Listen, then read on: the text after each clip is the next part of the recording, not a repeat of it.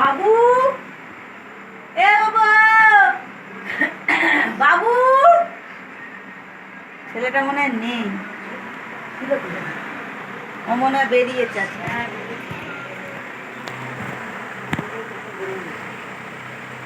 নমস্কার বন্ধুরা, আপনারা ভালো আছেন? আমি ভালো আছি, আশা করছি আপনারা ভালোই আছেন। একটি ছোট্ট সংসারে আপনাদের সবাইকে স্বাগত জানানো। আজকে সকালে কোনো ভিডিও দিইনি, এখন এই সন্ধ্যেবেলা, সন্ধ্যে বলতে এখন 7:30 বাজে।